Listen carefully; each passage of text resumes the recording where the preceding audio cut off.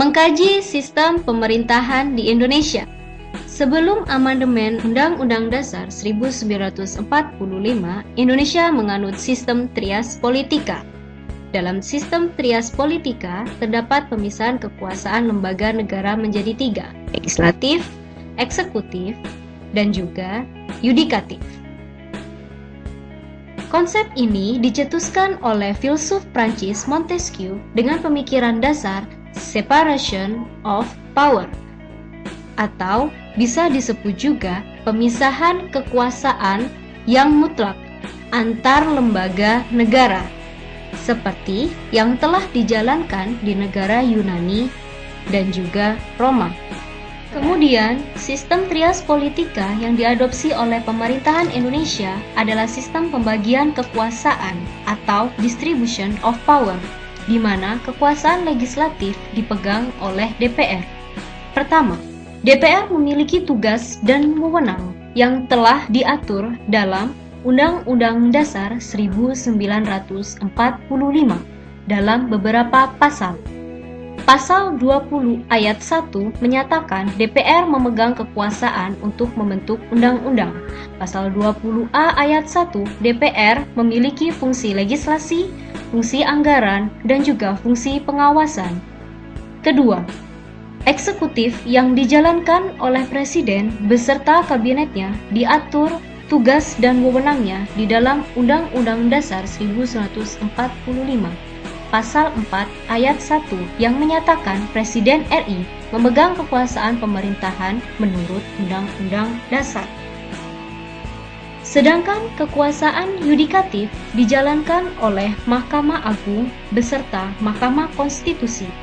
Pada pasal 24 ayat 1 telah disebutkan bahwa kekuasaan kehakiman merupakan kekuasaan yang merdeka untuk menyelenggarakan peradilan guna menegakkan hukum dan keadilan. Akan tetapi, dalam pengimplementasian fungsi DPR, banyak hal yang tidak sesuai, seperti dalam pengajuan dan pembentukan undang-undang. DPR seringkali mengambil alih untuk merancang undang-undang demi terlaksananya suatu kepentingan dan tujuan tertentu.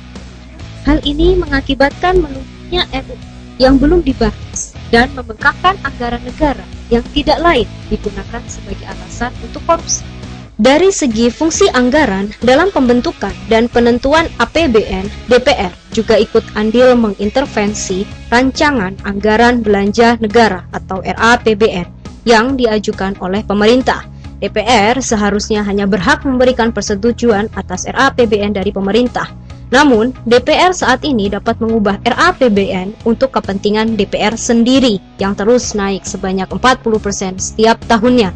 Di sisi lain, dalam menjalankan fungsi pengawasan, DPR mencampuri kekuasaan kehakiman yang seharusnya hanya dipegang oleh Mahkamah Agung dan Mahkamah Konstitusi. Bahkan, DPR membentuk panitia kerja atau panja untuk mengurusi keputusan MA yang dianggap bermasalah. Fakta-fakta tersebut menunjukkan bahwa DPR sudah tidak menjalankan fungsi yang seharusnya menurut UUD 1945. Menanggapi fenomena tersebut, perlu adanya peninjauan kembali tentang pelaksanaan sistem pemerintahan Indonesia. Oleh karena itu, sistem pemerintahan di Indonesia perlu ditinjau ulang untuk merujuk pada Konstitusi UUD 1945 dan memperjelas fungsi beserta wewenang lembaga negara, khususnya DPR.